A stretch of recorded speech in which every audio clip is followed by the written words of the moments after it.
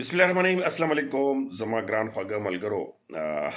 د ټیک ټاک یا د نور سوشل میډیا نه سره سره یوټیوب چینل باندې نن څه دردناک خبرونو سره یو خو کا افغانستان مطالبه کیږي چې ګل بهادر او داسې نور دهشتګرد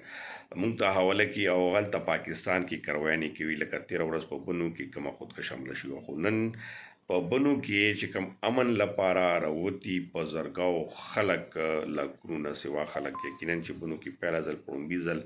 یعنی د جنوبي اضلاع کې کوم وګورو کوهاټ هنګو د سړي اسماعیل خان یا دا لکی مروت او داسې پړشنار پورې په دغه کې پړومبي ځل دومره غټ تعداد کې خلک د امن دپاره صرف چې امن چې هغه څه موږ امن غواړو نو هېڅ نه غواړو لر بر دهشتګرد او دغه دهشتګرد دغه بهانې دا اوس ختمې کوي او دغه کیسې اوس ختمې کوي او موږ ته امن راکوي په هغه باندې ډزې شوي نو سټریټ فارورډ ډزې چې موږ ورته ویلو شو چې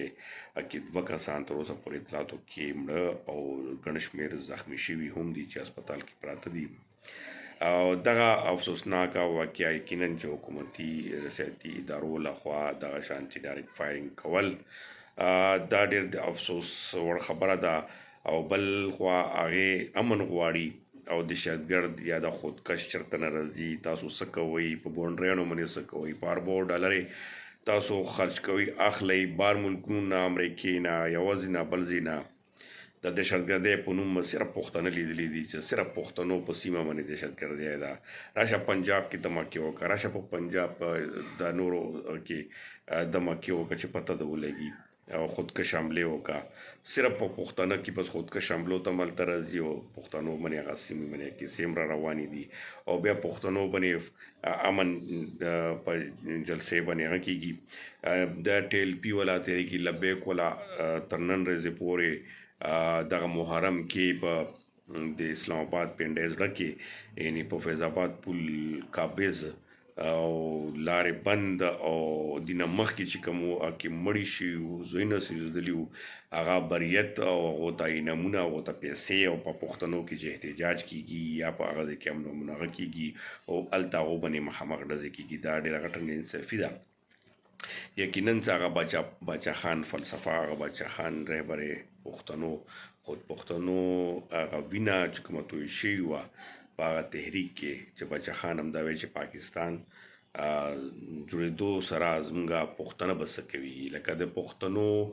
خپل ملک پکار ده پښتنو ته خپل وطن پکار ده مغه خبرې اوس بیا به روزي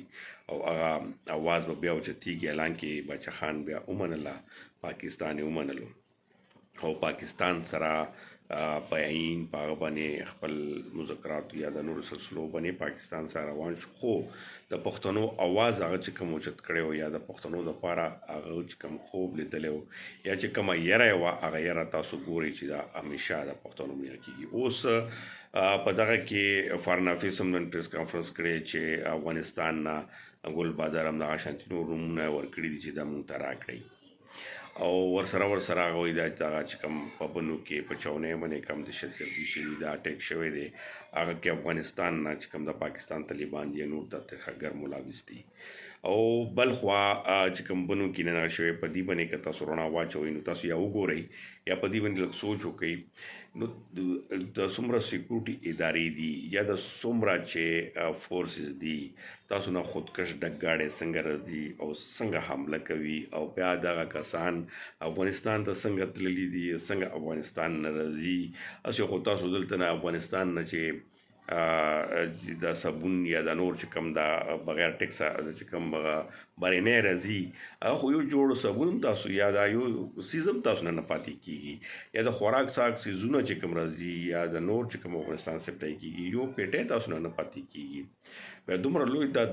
دهشتګرد د دومره کرویانې او دومره کیسې څنګه پاتې کېږي ډېر افسوس خبره ده ډېر زړه مې سوځي په دغه خبرو باندې خاص کر د پښتنو سیمې باندې چې کوم بیا د وینو سیلابونه روان شوي دي یا بیا د پښتنو وینه ضرورت شوي ده ډالرو ته تمه ده نور ډالر اخیستل دي او بیا په پاکستان سیاست یا پاکستان کې چې کوم د ورانکارانې کړي دي هغه ځای ته رسولی نه شي او هغه اوس پښتنو سیمه کې دهشتګردي او په دې په نامې باندې بیا په د بنو کې چې کوم ډایرکټ ډزې شوي دي په دغه کې کم مړه شوي کسان دي نو یقینا اوس پښتانه هم رابطار شوي دي. الله دې وکړي چې پښتنو کې یووالی پیدا وشي او دغه اواز باندې راوچت شي. اوس خو علي امین ګنډپور هم ډېرې چغې وهلې، اوس خو ورته پته ولګي چې اوس وزیر الله دی، یو قسم انتظامي مشینري خو سره شته، که ریاستي یا د کوم اسټابلیشمنټ هغه نه وي ورسره، خو نور ریاستي انتظامیه خو دې سره ده. نو پکار ده چې ورسره پاسي او دغه باندې ښه کلک اواز اوچت کړي. بل طرف ته پی ټي آی کور کمیټې میټینګ کې او په دې باندې سخته غندنه شوې ده، خو په صرف خبرو په غندنو باندې نه کېږي بلکې میدان ته راوتل پکار دي. اخر د دې خبرې به حل سره وځي. یو طرف ته بېروزګاري،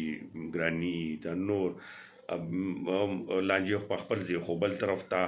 چې امن هم ته نشي ورکولی، نو ستا دلته کار څه دی؟ به دلته نه ډرس د بلې واخله او افغانستان سم پرېږده، بس باونډري د کولاوي